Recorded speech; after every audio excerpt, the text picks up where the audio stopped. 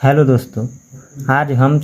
विषय गणित के चतुर्थांश के बारे में सीखेंगे।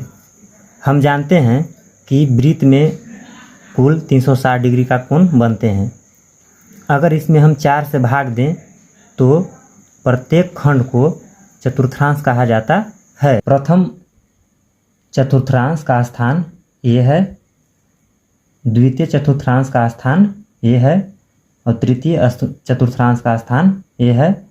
और चतुर्थ चतुर्थांश का स्थान ये है। प्रथम चतुर्थांश में सभी धनात्मक चिन्ह वाले लिए जाते हैं।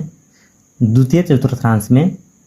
पहले ऋणात्मक और बाद के धनात्मक वाले चिन्ह लिए जाते हैं और तृतीय चतुर्थांश में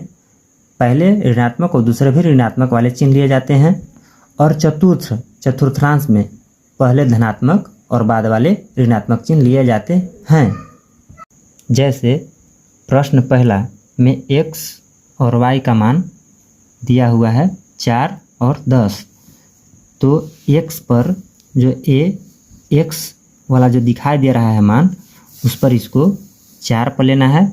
और y पर इसका मान 10 पर लेना है, जो यहाँ पर संकेत करता है। और यहाँ पर हम स्केल के द्वारा एक लाइन इधर से और एक लाइन इधर से दर्शा देंगे। जैसे में दूसरा प्रश्न में x और y का मान दिया हुआ है -9 और 6,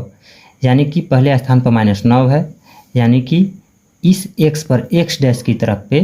-9, -8 और 10 के बीच में जो a हल्का डार्क में दिखाई दे रहा है a लाइन, और y का मान जो इस पर जो दिखाई दे रहा है 6 पर, वहाँ पर बनेगा, जो इसका स्थान इंडिकेट के रूप में यहाँ पर है।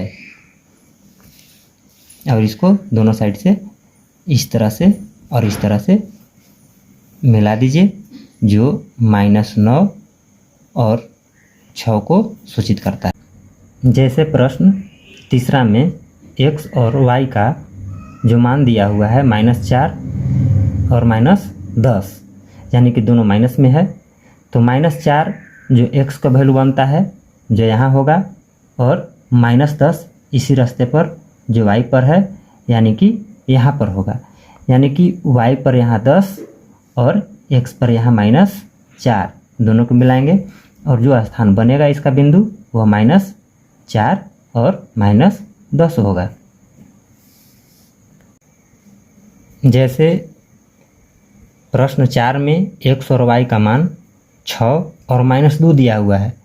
इसे हमको स्पष्ट होता है कि x के मान जो प्लस में है इस पर, और y का मान जो हमको माइनस में है, यानी कि इस पर, इस स्थान पर बनेगा, जो कि यहाँ पर सूचित करता है इस बिंदु को, यानी कि हम यहाँ पर 6 और -2 द्वारा सूचित करने का मतलब हुआ कि ये 6 और -2 को डिनोट करता है।